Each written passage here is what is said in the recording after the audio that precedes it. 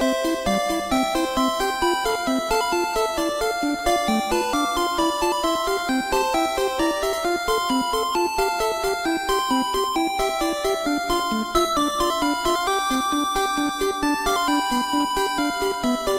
up, y'all? My name is Patrick Ryan, and I am joined today, as always, by my co-host, Jimmy Bones. Hello. And Vince Chapman. Yo. And welcome to the third episode of Join the Rivalry. I think we got a good show for you guys this week. Before we get too far into the Pokemon Go news and happenings and all that stuff, how you guys been doing? Jimmy, what you been up to the last week? Well, I've been working a lot. I had to make it from South Carolina to Salt Lake City in 3 days. So that was 3 straight days of about 11 hours of driving apiece, a little over 2,000 miles. And in that time, I managed to find several places that happened to be convenient for me to actually get some Pokeballs and some Pokemon that I hadn't had yet. So it's been productive as far as that. But beyond that, nothing. Just, work and work and work. That's all I do. Nice. What about you, Vince? Oh, not a lot going on. Just let's see. I had a pretty busy week last week. Had our annual back to school bash. Of course, kids are getting ready to go back to school. So right. This morning one big news for me. This morning I started training to go on American Ninja Warrior. So rocking that out. Other than that, it's rocking and rolling. Which I found out that the gym I'm going to is also a Pokemon gym. So I will be taking over that.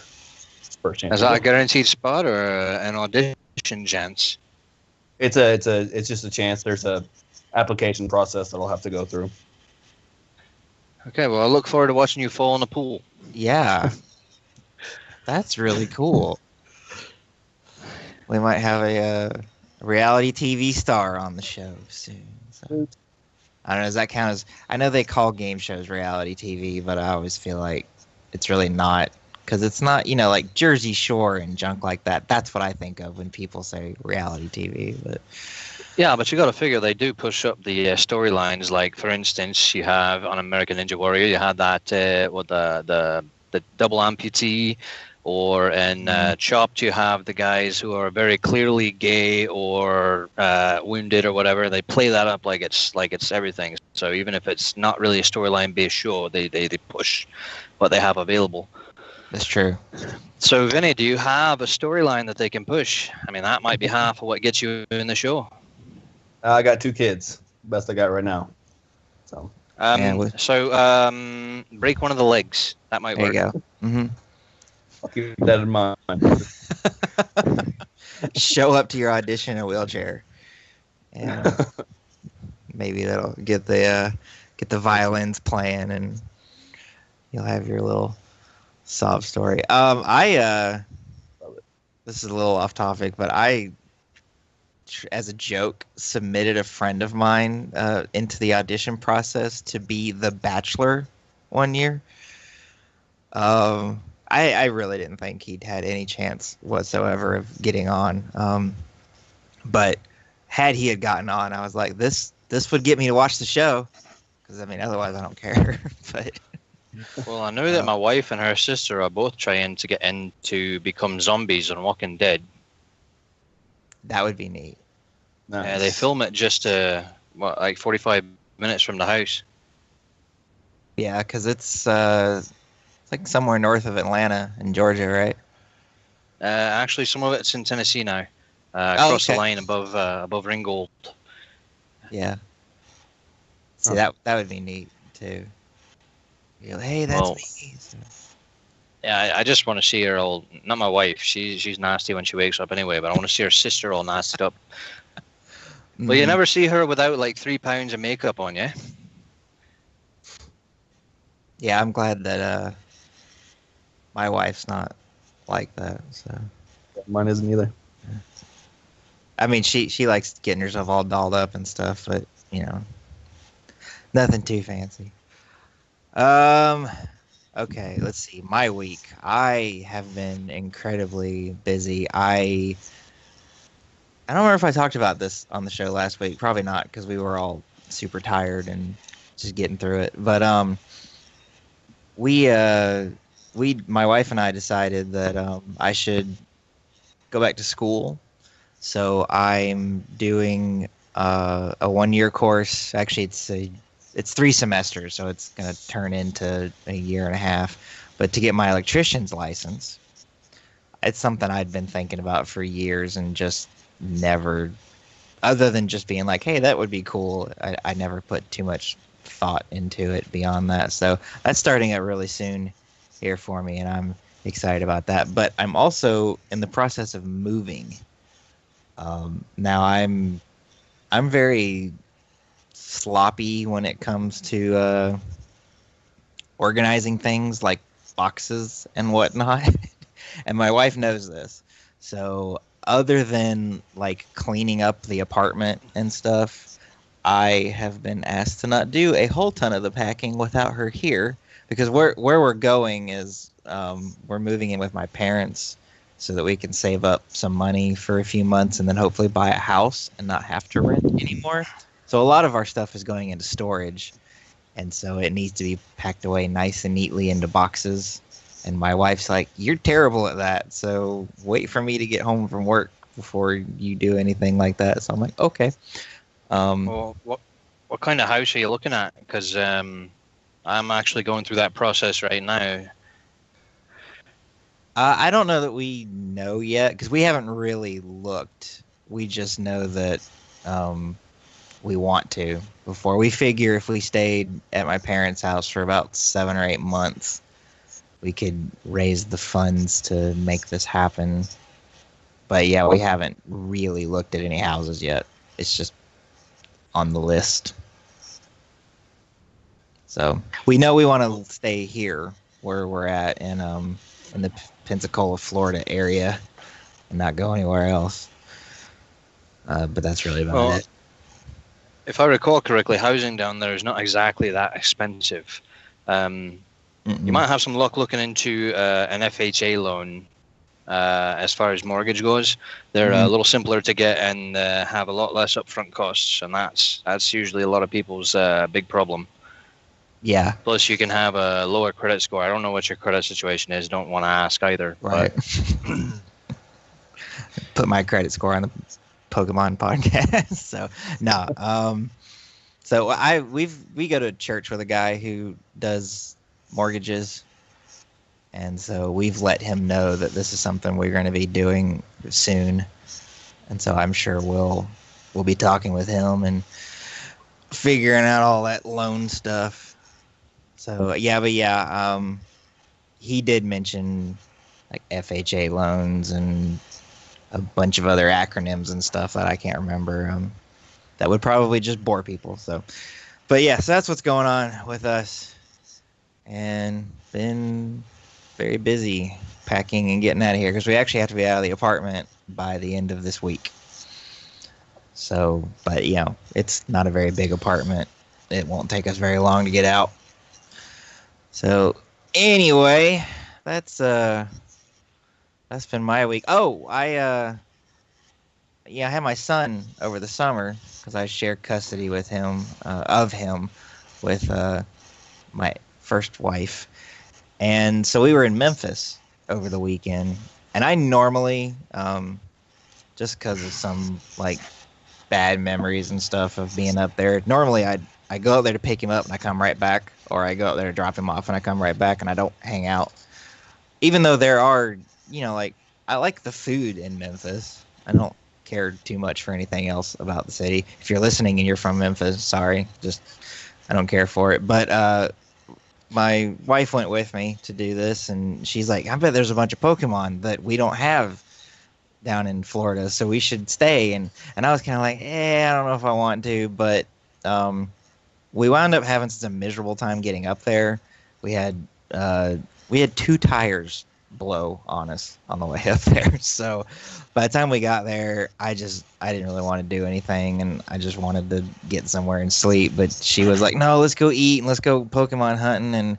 And so at first I reluctantly was like, "Yeah, okay, let's do this." But I wound up having a lot of fun. When I lived up there, I used to play Ingress, not a lot, but a little bit. So I knew where to expect to find Pokestops and gyms. So I went to where all the Ingress portals were at. And sure enough, there's Pokestops and gyms all over the place down there. And we caught, let's see, they had a bunch of seal, which we don't have down here, and a ton of Zubats, which I've run into like one or two Zubats being down here, but not a lot of them. And there were some Mankeys, and so it was a pretty nice mix of things that we're not used to seeing down here on the Gulf Coast. So we were able to catch a lot of new Pokemon, and we went ahead and visited that. So y'all familiar with the pyramid that's there? Yeah, it's the Memphis Grizzlies arena. Right, well, it was. It's now a Bass Pro Shop. Yeah, well, it's they added to it actually, if I recall correctly. Mm-hmm. And so we went there because I moved while they were still talking about putting the Bass Pro Shop in there, and it wasn't there by the time I left. So we went ahead and went there, and there's 2 gyms there. This place is huge. It's actually got like a hotel in it and everything, which is pretty crazy. So we took over those 2 gyms, and we a few other gyms, and managed to get the coins out of it and all that stuff. So yeah, it was a lot of fun. We took here's the city that I lived in for a while, and I've got some bad memories just from some mistakes that I made in my life, and I was able to make some new good memories with my wife, and that was a lot of fun. So now we're already talking about when we go pick Caspian up again. Probably not the next time because that's Christmas, and so we'll want to get him back home to spend time with the family. But the time after that, like making a big thing out of it and taking him Pokemon hunting because he likes to play. And I'm sure that's something that he probably won't get to do a whole lot. That's neither here nor there. So, but yeah, that was really cool. I did catch right outside my door the other day an 1100 something Snorlax. I was pretty happy with that because I've got another Snorlax that's not quite that big, but this one was nice because I see in gyms a lot of really big Snorlaxes, and they're hard. Like Snorlaxes that I come into a gym fight with, and I'm 300 or 400 CP stronger than it, and it's still I beat him, but I beat him by very, very little. So Snorlax has always been one of the tankiest, meanest things out there. I mean, even back with the red and blue, that was a tournament staple. Right. I still haven't come across anything big like that. I mean, the highest I see in the wild by itself is not a Snorlax. Never seen a Snorlax in the wild, but I mean, the most powerful thing I picked up straight off the ground is 421, and that's a Tauros that I got early in the week. I did manage, since coming west, to find a few things I didn't have myself. Pikachu, Cubone, Meowth, Mankey, about 3 million Weedles, Vulpix, a couple of Ponyta. Finally caught a Bulbasaur. Evolved a Venomoth and a Growlithe and Coughing. And yeah, so, I mean, it's been a productive week, as I said earlier. But I still haven't seen any of the really interesting ones that everybody else gets. I did evolve my second Eevee, though, so now I have a Jolteon and a Vaporeon. And for a good bit there, my Vaporeon was my strongest guy. Now no, it still is my strongest guy. I thought I had something else pop up. Mm-hmm. No, my Venomoth became my second strongest guy. That's what it was. Well, what about you, Vince? You got any good Pokemon Go stories? My week has not been half as productive as that. But the biggest thing I caught this week is a Scyther. He was right at 600 CP, which isn't bad. I was pretty happy with it. Yeah. I did the final EV into the final evolution that I needed. So I've got all three. I've got Vaporeon, Jolteon, and Flareon now. So pretty happy with that. Other than that, like I say, it's just been kind of quiet around here, Pokemon wise. Yeah. Oh, I hatched an Electabuzz. Nice. How big was he? Not very. He's only at 392. Now, see, this is all fairly new for my wife, so a lot of times she'll get something and she'll ask me like, "Oh, what does he evolve into, or what does he evolve from?" And back when I was playing the first generation fairly regularly, I'd have been able to just spit this information out easy peasy because I knew the Pokedex like frontward and backward. And now I'm like, oh well, they added evolutions and pre-evolutions to things, and so she hatched an Electabuzz the other day. I don't remember how big it was, but she was asking me like, oh, what does he evolve into anything, or does he evolve from something? And I'm like, I know he evolves from something, but I think that got added in like Gen 2 or 3, so it's not going to be something you're going to... Yeah, so you're not going to see it now. And then she's like, oh, okay. But then half the time I can't remember, so I introduced her to bulbapedia.com.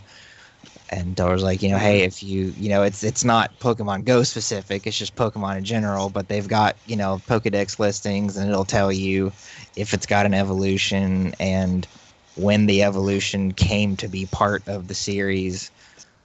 Because Electabuzz coming from Elekid in a future generations of the game. Then you got Pikachu's pre-evolution Pichu, which was part of Gen 2. And I'm really curious to know how Niantic is going to handle that. I mean, I guess nothing will really change. It'll more be the Pokemon that gain evolutions and not really the Pokemon that gain pre-evolutions that I think are going to change much. Because, like, all of a sudden, when they introduce, what is it, Scyther eventually evolves into? Oh. Big red thing. No, it's a robot-looking dude. Yeah. Steeler? I don't know. I don't remember either. But stuff like that, like, will they drop an update and suddenly the Scyther you've got has the ability to evolve when it didn't?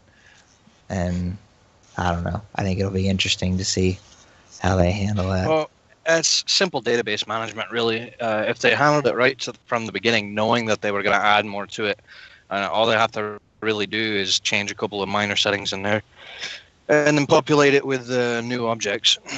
Right. It's not that hard, really. Mm-hmm.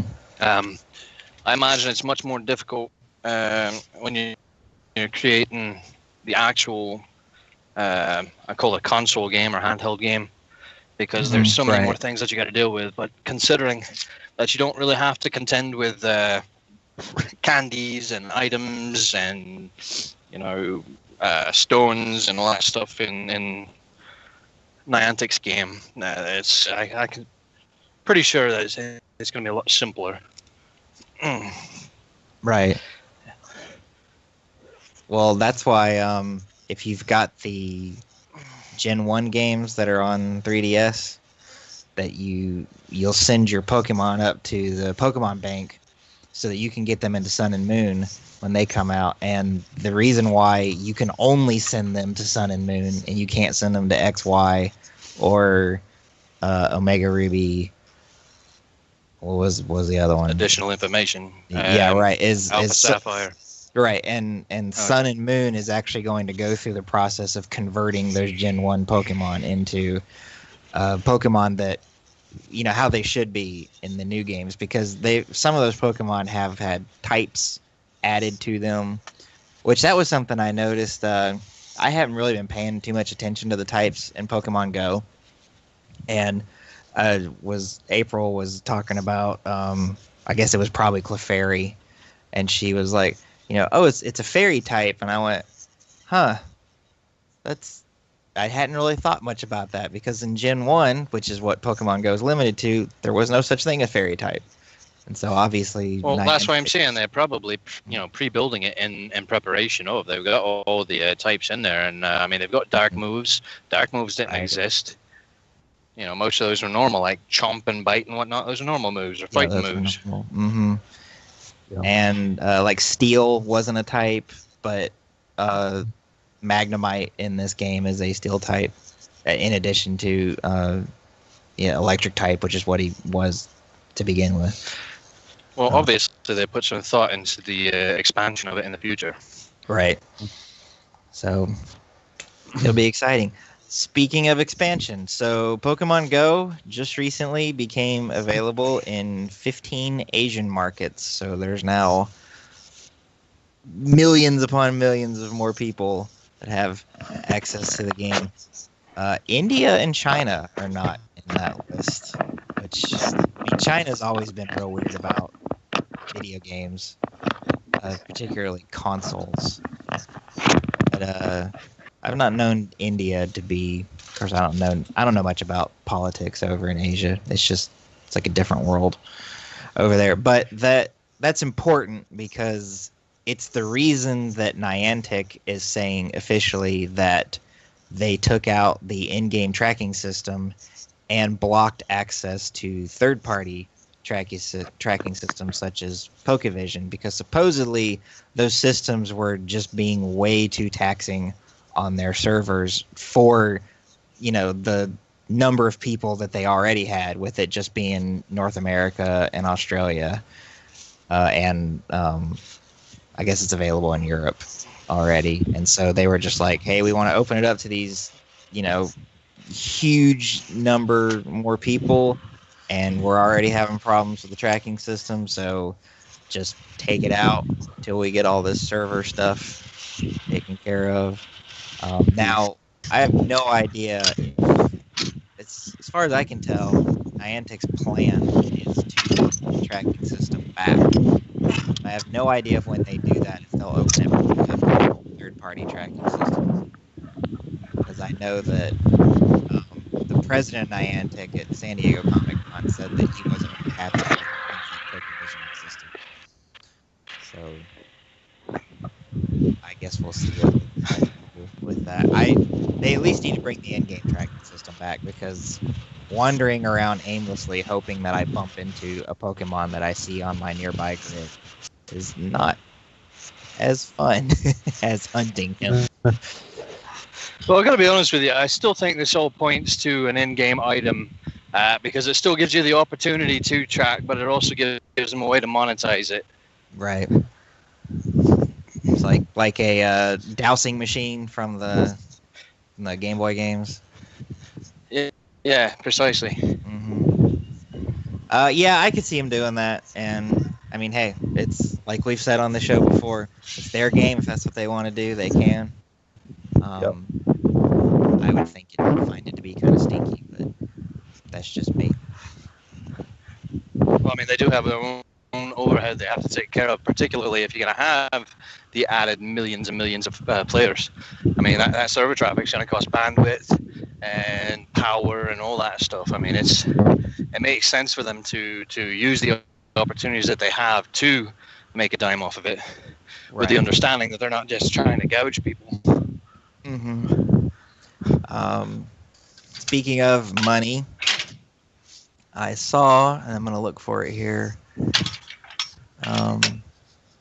Okay, yeah. Reportedly, Pokemon Go has brought in $200 million in its first month being on the App Store. Doesn't surprise me. No, that doesn't surprise me at all. And that, again, with it just being available in the limited territories that it was. And according to this chart here, the number went up astronomically after it launched in Japan. Well, I mean, yeah, you're talking home field advantage. All right, yeah. people like their Pokemon in Japan, that's for sure. Well, I mean, look at it this way.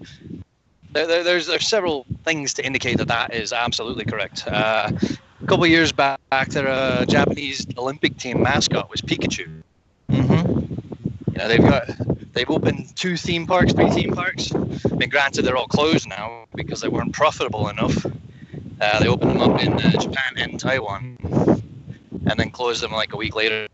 But Right. well, I mean, that right there, that irritates me because it just tells me that they weren't really playing the long game to begin with. As a businessman myself, that just tells me that they didn't plan it properly and they didn't prepare properly for it. Mm-hmm. But I mean, the Japanese, you know, they've got their airplanes. You got the Pikachu Beetles, the Volkswagens. You got this, that, and the other all over the place. Yeah. It's been a staple in the video game industry for 20 years. And I'm really looking forward to the new one.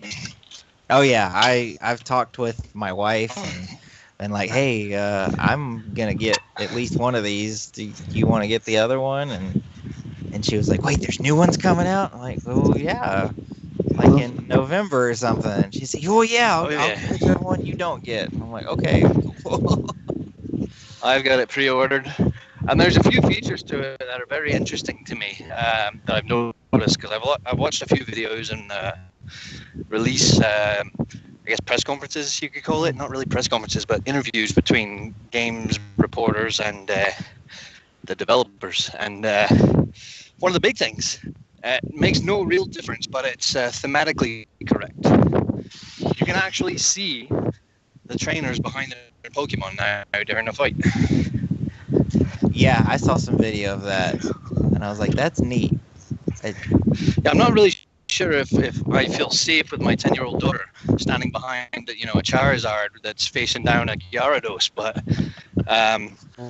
you know, if you're courting the people that grew up watching the anime, and you know, you see these little kids throwing their Pokemon around like it's crazy, then yeah, I'm sure that's what they expect. But that's not really what I'm excited for myself.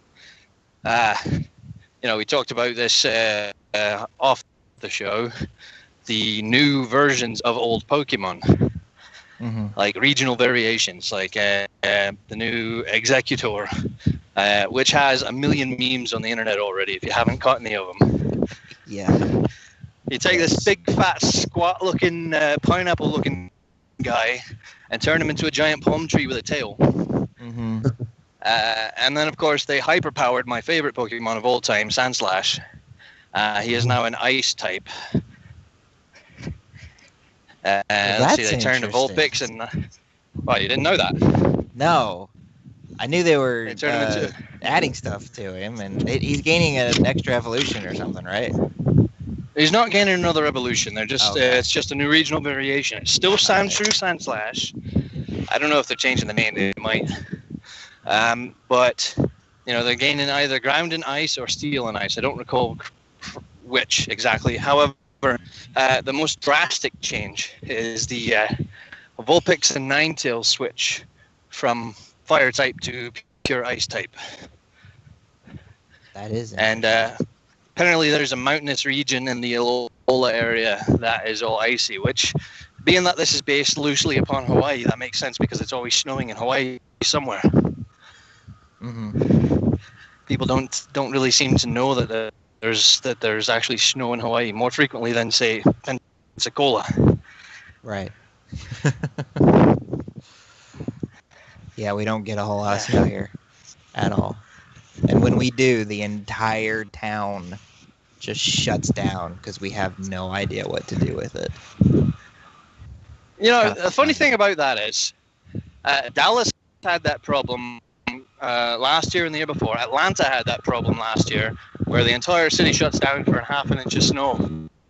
I lived in Denver for a while there, and I was surprised at the number of people in Denver, Colorado, who just have no earthly idea how to drive in the snow. I mean, these are people that have lived there their whole lives, and they're sliding around like it's ice capades. And I'm sitting here, having grown up between Florida and Texas and Georgia and what have you, and I'm like, this is nothing. What was wrong with you people? Memphis behaves similarly. Whenever there's even a little bit of snow, the whole town shuts down. I can remember getting phone calls from my boss and being like, "Hey man, don't come in. The roads are awful." And looking out the window, like, "What the heck are you even talking about?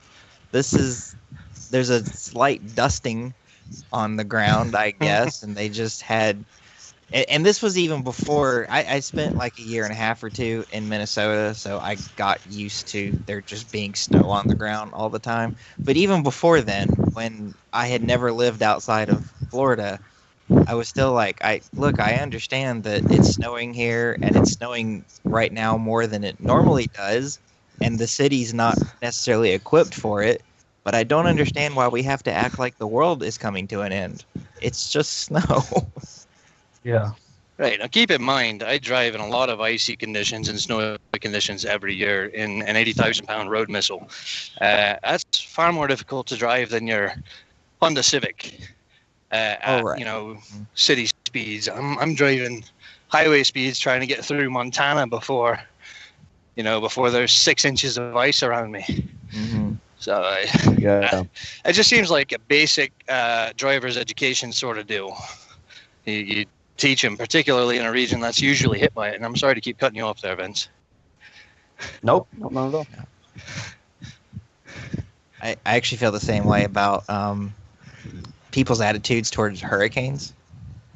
If you don't live somewhere where hurricanes, well, right, and when you talk to someone who doesn't live somewhere where hurricanes are at least an annual event, they're all like, they start calling you like, "Hey, are you leaving town? I heard this hurricane's coming." I'm like, man, if it's not like over a category 3, I'm not even paying attention to it. It's probably, now if I had property like right on the beach, sure, I would care and I would leave. But, I'm 45 minutes inland from the beach. The hurricane will tear the beach to pieces, and then it will be fine.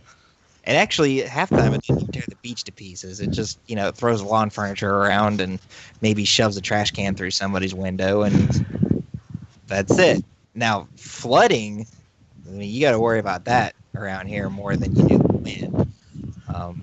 So if there's a danger of the hurricane causing a lot of flooding, yeah, then I'm more likely to leave. But when people freak out, "Oh, it's 100-mile-an-hour winds," I'm like, and I don't know what you're so worried about. Yeah, go fly a kite, brother. Yeah, that's a perfect time for it. Yeah. Stick your kid on a piece of lawn furniture, tie it to the ground, and watch him fly around for it. No, we don't. But we don't freak out like. Oh, I do. Give him a camera. Yeah, put a GoPro on him and live stream at the face. No, an eye for safety. Make sure you put a helmet on him. Oh, obviously. Right? Now, I know we're way off topic here, but tornadoes, that's something I don't know how to deal with. People that live in areas where there's like a tornado flying through once a month, I'm like, why do you live here? Just leave. That's something I feel the same way about earthquakes. Yeah, why would you live on a fault? Just go somewhere else. Right. Do you have any regional natural disasters where you're from, Vince? Tornado. Oh yeah. Yeah, we're right in. Why do you live there? Yeah, go somewhere else. I grew up in Tornado Alley, so it's not a huge deal to me. Here in Oklahoma, when tornado sirens are going off, people will be outside with their cameras videotaping it until it's right on top of them, and then it's time to hightail it inside. If we start getting pelted with some hail, pretty good sized hail, yeah, we're going inside. But until that happens, we're outside looking, getting drenched in the rain, and it is awesome. So do you have a storm cellar and stuff where you live, where you go hide? And I actually do not. We just go to our bathroom, which is the very middle of our house. Yeah. And we just chill out in there until. Since we're talking about tornadoes, a quick public service announcement: if you've ever watched Superman, don't go under a damn overpass. Oh yeah. Yeah, I'll second that.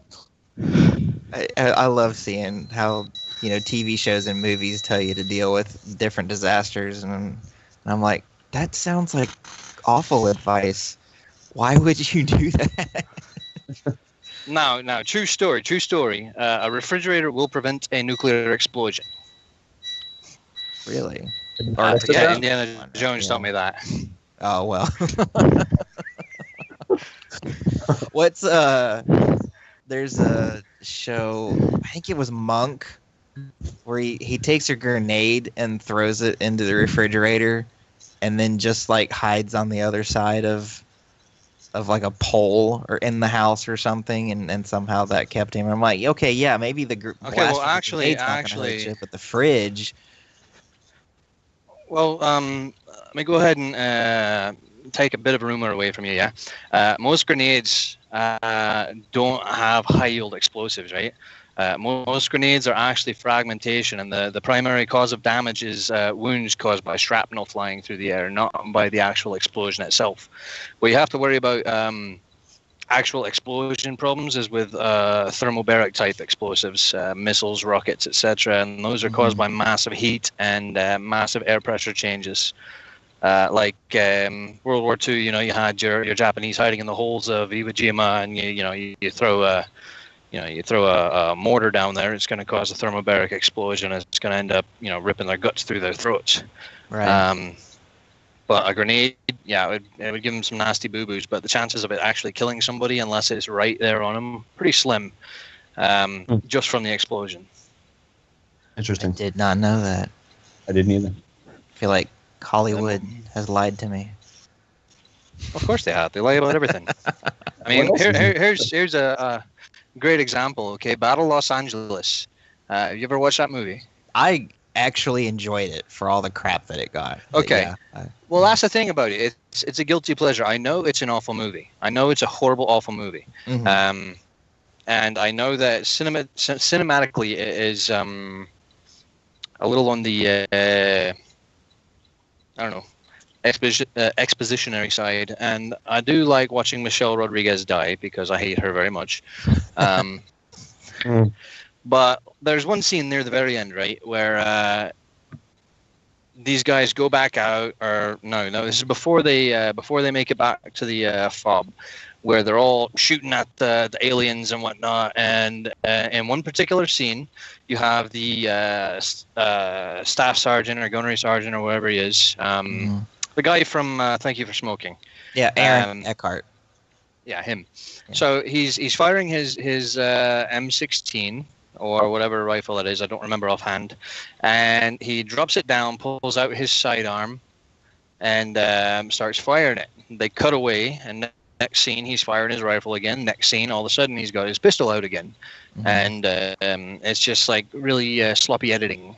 And I sit there and I giggle about it. But I mean, there are so many military inconsistencies in that movie, and Battleship, and any umpteen hundred other military movies out there, that it hurts my heart watching them half the time. But yeah, so anyway, maybe we ought to stray slightly back on topic, eh? Yes. I was actually going okay, to so go here's something I want to point out real quick. This is old business, old news.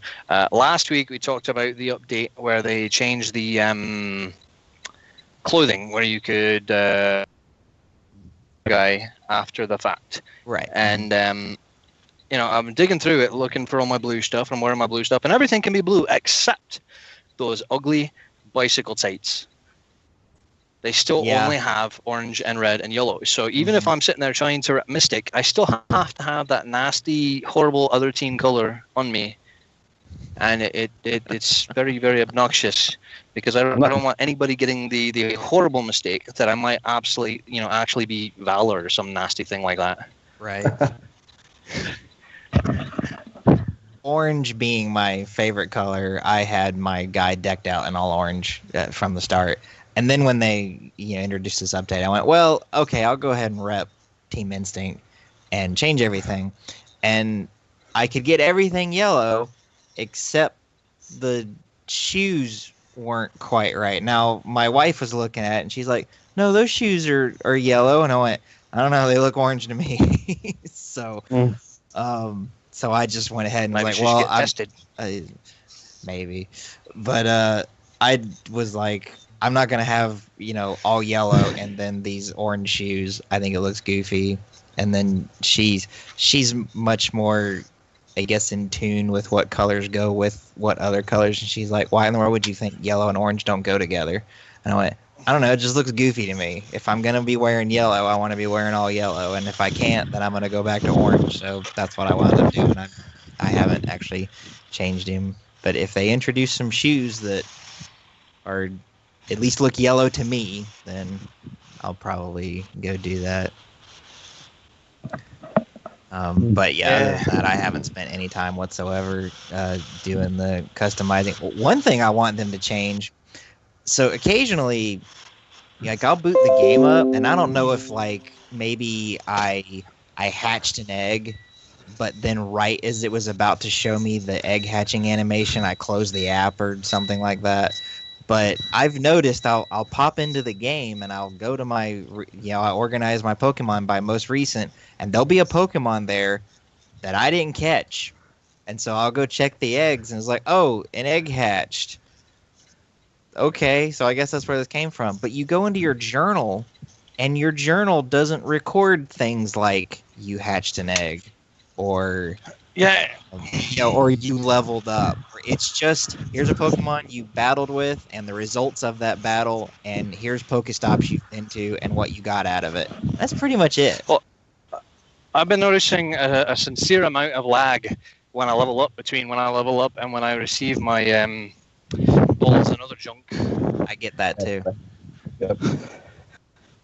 I'll be like, oh hey, like when I got to level 20, I knew that at that point it was going to give me Ultra Balls, and I knew that because my wife had hit level 20 a day or two earlier than I did. So I was like, okay, now I'm gonna get these Ultra Balls, and nothing happened. And I go check my items, and I'm like, it's not there. So I close the app, and I come back, and now I have them, but it never showed me like the little fanfare animation with, oh yay, you leveled up, and so I was like, well, that's, I mean, like, do I need to see that? No, but it makes me feel good, and I would like to if I can. So it took about 5 minutes before my jump to level 12 gave me my great balls and whatnot, and I was pretty frustrated because I'm like, okay, look, there's a Pikachu standing right there, come on. Mm-hmm. I need ended up spending another $1. I did finally drop. I had 100 and something coins just from gyms, and I knew we were going to make this trip to Memphis, and there was going to be the possibility of wanting to stop at a lot of Pokestops. So I went ahead and dropped the $1 that I needed to upgrade my bag, and did discover that there's not just one bag upgrade. So if I wanted to spend another $2 or another 200 coins, as the case may be, I could get another 50 items in my bag. And I'm assuming eventually I would hit, like, if I just kept upgrading, surely there would come a point where they'd be like, okay, your bag is now gigantic and you can't upgrade it anymore. But I don't know where that ceiling is. And I'm assuming I don't have that problem. Yeah. I don't hit enough Pokestops to get enough items to even fill up the bag that I have. So yeah, it's kind of a moot point to me. Yeah, I only hit it because when I go into town to see my parents, I'll always drive through downtown, and just one loop through downtown, I'll hit 15 Pokestops. And it's nice because, there's a lot of stoplights, so I've stopped at all the Pokestops on that corner, drive another, 400 feet, have to stop again, hit all the Pokestops on that corner. So my bag stays pretty full. Unfortunately, it's usually full of revives, and actually that seems to be the thing I get the most of, and I'm constantly trashing revives so I can make room for raspberries and Pokeballs, and And I'm pretty sure last night when I logged off, I had like 180 something Pokeballs, but I have no Great Balls and no Ultra Balls and no Raspberries. I'm like, come on. I need some. I have better a umpteen million revives myself. The problem is, what I need is potions or super potions because I keep finding myself in places where I can actually compete for gyms, and my Pokemon keep coming back to me half dead. So I've got half my Pokemon right now are sitting there at half life just because of the revives and nothing else. Right. Memphis, surprisingly, for as big as it is and the high population, most of the gyms I ran into seem to just have like CP 500 little throwaway things in them, and there'd only be like 2 or 3 in the gym. Whereas down here where I live, it's not too uncommon to find gyms that have Pokemon that have a CP of 1500, or even lately I'm starting to see some that are in the 2000s, and there's 7 or 8 Pokemon in one gym. I don't know. I sent you guys that group 10 pictures the other day, yeah? Yeah. I mean, that was a straight up murderer's road gym. I mean, I've never seen one that had so many 1500 plus and, into the 2000s. Yeah. So I'm just like, why bother? I mean, you have to show up rolling 5-6 people deep just to take one of these gyms out. It's getting that way around here, and being on a not very well represented Team Instinct, it's not easy to even just with my friends to call them up and be like, hey, I want to go sweep this neighborhood, and having to find people that are on my team that have the time to go do it. But yeah, it would be that if I don't have a group of say 6 or 7 people, I would be there working on one gym for probably 30 minutes before I got it cleared out so that I could put one Pokemon in it, and then that wouldn't be such a big problem if it weren't for the fact that you don't actually achieve anything or gain anything from doing it. All you're doing is what we call in like the mud business as a gold sink. It's just a way for them to use up your items, but you don't actually gain anything from the victory, except the glory of slapping somebody with a Magikarp. Right. If they would, if your Pokemon would power up as a result of the fight, I'd be doing it way more often. Heck, I would do it even if I suspect that I'm going to lose. Because it'd be like, at least I'm going to get a stat bump out of it. But absolutely. Yeah. Or maybe every Pokemon that participated in the fight gets 1 or 2 candies out of it. Right. Something like that, yeah. That's another thing I wish I was telling April that I wish they would change is make the candies type based instead of specific to that Pokemon. Because like I want to level up this Snorlax that I got. How often am I going to run into I was lucky to run into the one that I found. So if they made if you're going to do that, like normal type, No, see, I can't get behind that one. I mean, I understand the frustration of it, but I mean, when you figure every time I wake up and I turn the game on, if I glance at it, I've got 6 or 7 Rattatas just sitting right there. We're talking 2 days and I've got a max level Snorlax just because I caught so many damn Rattatas. Yeah. Well, that's true. Now, when you've got these more difficult to level Pokemon or the more difficult to evolve Pokemon, I mean, the point is for them to be difficult to do. So, I mean, when you add too much ease to the system, kind of defeats the purpose of the system. Right. Yeah. That's true. Good point. For sure. Well, one more topic I want to talk about before we wrap up. We've been going now for a little while.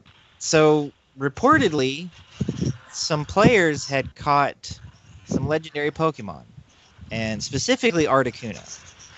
I think the language that a couple of the articles that I read made it sound like maybe a few of the players had caught something else, but Articuno was the one that kept being brought up specifically. And, of course, Reddit and all these other, communities were like, oh, it's fake. They didn't actually do it.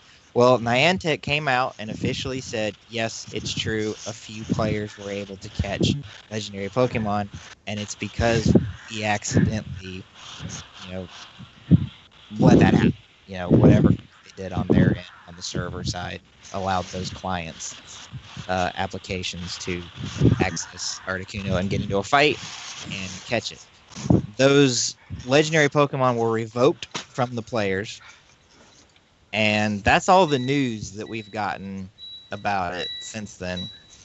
There's no indication from any of the articles that I read that Niantic like compensated them somehow for it. And I'm not talking about like paid them, but like gave them a different Pokemon in its place, or gave them a bunch of Pokeballs, or something to make up for the fact that a couple of days ago they had this really awesome Pokemon in their party and now they don't anymore.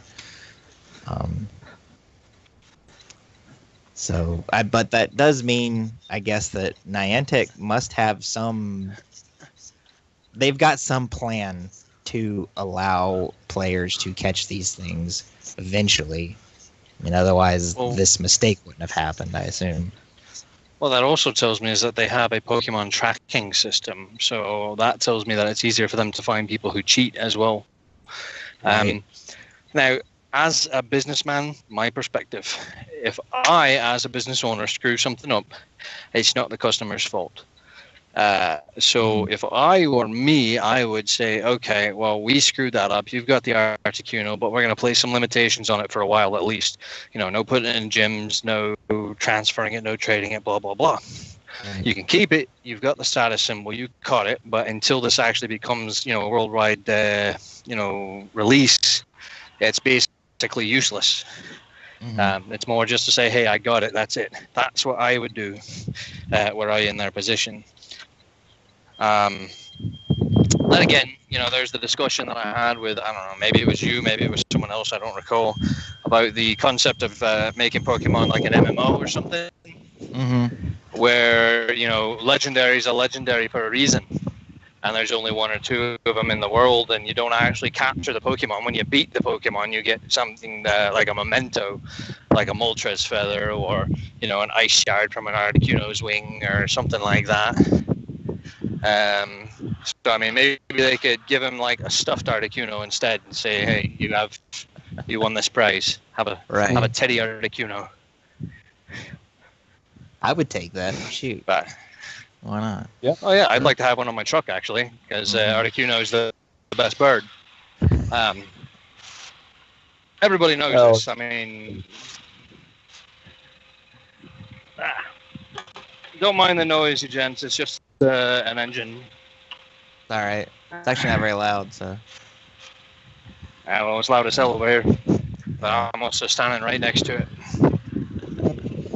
Yeah, I'm trying to hook up to a trailer right now. I spent the last probably 30 minutes trying to find an empty trailer. It sounded like you were outside somewhere doing something. So. Oh yeah, even when I'm talking to you, I'm working, brother. Yeah. Mm-hmm. Well, I'm glad we could help you pass the time. So.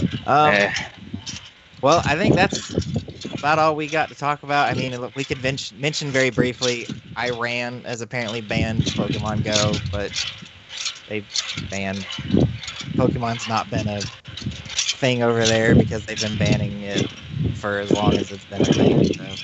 So, and that doesn't really affect anyone who's probably listening to this podcast. So. Coincidentally, it's also banned in North Korea. But then again, so is this podcast. Right. I'm surprised. Most things are banned in North Korea, so that's not too surprising. True story. North Korea is a myth. Is a what? It's a myth. It's a myth? Oh yeah, North Korea is a myth. What do you mean? According to the grand glorious leader and the father of us all, it is simply called Korea. Ah. Well, I can see his point of view there, considering his attitude about that whole thing. I think North Carolina should just declare that there is only Carolina, and South Well, now, Carolina. if we're talking about that, honestly, there's a lot of states that don't deserve, recognition as individual states. And this has always been my policy, yeah? If your state is smaller than a Georgia county, you're not a state. Rhode Island. And then, you know what? Just bump from Albion or something, or just New England, because nobody cares if you're from Massachusetts. Nobody likes you anyway. Because you're all cheaters and you deflate balls and you all deserve asterisks on your birth certificates from the get-go. Hey, Oh. Team Mystic said it, not my instinct and valor. You got nothing to do with that. Oh, well, all right. I think that's going to wrap it up for us. So, I know you can find a lot of us on other places on the internet. According to Jimmy, he's boring. He doesn't do anything on the internet. That's my line. You got no. I'm sorry. Here, I can edit that out. So, Jimmy, where can we find you on the internet? No, we're not going to edit that out. That's rude. Edit that. That's post fact. You know what? My name is Patrick, and you can find me on Facebook.com/I steal your lines. Oh, There you go. Wow. Man, it's got personal up in here. Yeah, it's all your fault. You should be ashamed of yourself. I am. I'm gonna go hang my Actually, head. the whole idea is eventually I'm going to start telling you people a little bit about myself, but not at present because I don't know you very well. It's only our third date, so. Actually, the question I have involved in this contact information, and I'm sorry to cut you off again. I talk a lot. Do we have actually a quote-unquote viewership or listenership at this time? That would be something very easy for me to find out. So let me go ahead and do that. Well, the podcast itself, so that counts the 2 episodes that are available, just here off the top of what I've got here, has been downloaded 19 times. And Okay. I myself. I subscribe to the podcast on my thing so I can listen to it later. So 2 of those are me. But Okay, so we're talking at this point 15 unique or what? 13 unique views. 19 minus 4, 15. 15 Yeah. unique quote-unquote views. So the first episode... Okay, yeah, the first episode was downloaded 8 times. And the second episode has been downloaded 8 times. Although that only... Oh, wait, there's a random... Yeah, there's a random couple here. So, yeah. Someone's listening to it, other than us. So Okay, well, good. why don't you do us all a favor? Share our email and ask whoever's listening to send in anything that they would like us to discuss in future episodes. Absolutely. So we have an email. It is jointherivalry@gmail.com. And I actually have that link to my phone. So if nothing else, if you that's not like I check it regularly, but if you email, my phone will tell me that you're there. So we'll get it. And I'll try and be better about looking at it. But yeah, if you've got anything that you want to hear about, any topics you'd like us to talk about, any stories, or even if you just want to share something, maybe you want to tell us that you like the show. If you want to tell us you don't like the show, just be nice. Direct it to me. Yeah, direct it to me. I don't care. You can say whatever you want to me, brother. I was a sailor, now I'm a trucker. You can say anything you want. Mm-hmm. He's got some thick skin, so if you'd like to tell Vince that he needs You to talk call me more, fat? No. You don't need to get sensitive all of a sudden. I'm telling my mummy. But if you'd like to tell Vince that he needs to talk more, feel free to do that too. And I might just listen to you. You might. Actually, you can tell Vince. Why don't you tell them how they can tell you directly? Directly, yes. You can find me on Twitter at Chapman_Vince. And you can follow me on Facebook at facebook.com/Vince Chapman Writes. So that's me. And that's rights as in WRITES, not Right. not like Vince Chapman has rights. He does. Or he I writes. assume. No, he doesn't. He's Valor. You got no rights here. The Constitution does not apply to you. Every time I find a gym, it's always Valor that takes it from me as I'm walking to it. Yeah, I swear to God, it's Vince. It's Vince. He's following me. I mean, this is revenge for me talking over you all this time. I can tell, man. If you look in your rearview mirror and there's a little car following you, it's him. Yeah, what do you drive, Vince? I actually, at this point, I drive a Volvo. Oh, yeah? I had a Volvo for a while. Yeah. My wife liked it. I didn't. Yeah, I'm not crazy about it, but it gets me around. Yeah, that's what's important. As long as it gets you from point A to point B alive. Indeed. And it does what it's supposed to do. You can find me at facebook.com/aboveparproductions. I'm on Twitter at Patrick Proper. You can also listen to me every week on the Original Gamers podcast, which is at ogcast.podbean.com, or you can search for Original Gamers Cast on your favorite podcasting platform. I also help run a esports league called CrossForge Gaming. We just got a logo, and it looks very nice, considering that we didn't pay the guy for it. He's just a swell dude and did it as a favor to us. So go check that out. And then I got a website, patrickallenryan.com, and from there you can find my YouTube channels. After we probably do a few more episodes of this, I'm definitely going to make us a Twitter account, so that we can be checking that. I've got so many Twitter accounts I got to pay attention to now. There's my personal one. There's the Original Gamers podcast Twitter, and there's like 2 or 3 others. So managing Twitter feeds is becoming almost a chore for me. But I know we need something. We need either a Twitter, or I don't see that a Facebook page would do us a whole lot of good. At least not right now. Give it time. Yep. So eventually we'll be everywhere. So that's gonna do it. Thanks for listening, and we'll see you next week. Have a good one. To protect the world from devastation. To unite all peoples within our nation. To denounce the evils of truth and love. To extend our reach to the stars above. Jesse. James. Team Rocket, blast off at the speed of light.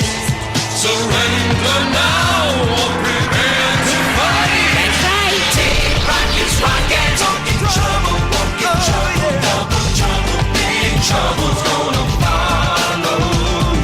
Team Rocket's rocket. Talking trouble, walking trouble, double trouble, big trouble's gonna follow you. We're gonna capture Pikachu. Prepare for trouble.